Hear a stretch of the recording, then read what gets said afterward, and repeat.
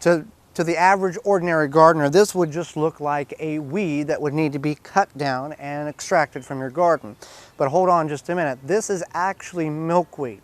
Now, what is so beneficial to milkweed? Well, there is some edible properties to it, but we're not talking about that specifically.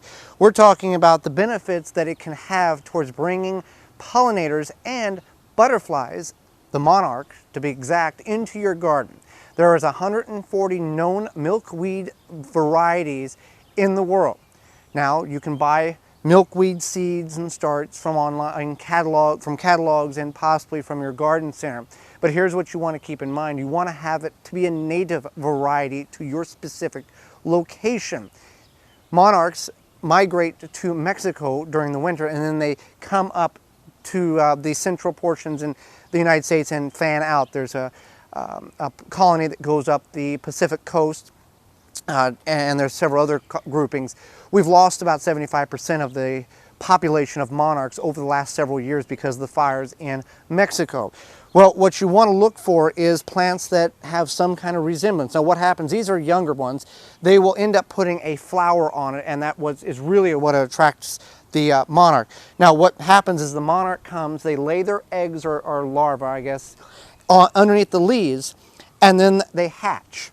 We actually have what we are almost 100% certain is a monarch caterpillar that will soon morph into a cocoon and a monarch butterfly will emerge from that. You want to do it in groupings. Now, we didn't plant this. This has naturally came up. These are native milkweed plants. We've got probably a dozen or so, and then this is what you want. You just don't want one isolated plant because monarchs will zone in on a colony of plants.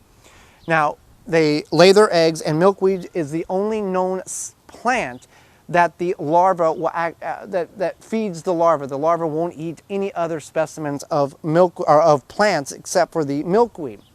So there's a lot of benefits to having milkweed in your garden.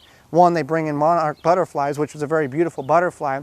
They are grown commercially for hypoallergenic pillow to put in those type of pillows too, but we're growing these, just letting them grow natural.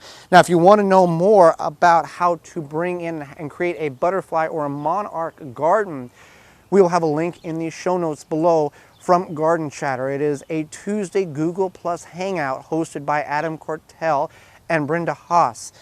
They had a monarch expert on, Benjamin Voigt, who knows everything there is to know about monarch butterflies and how to bring them into your property. So that's something you can check out, and there's links provided there to where you can go and explore the options on how you can better utilize your property to help monarchs come in and boost up their population.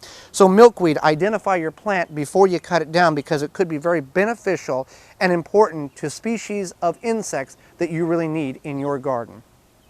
For more information, please visit thewisconsinvegetablegardener.com.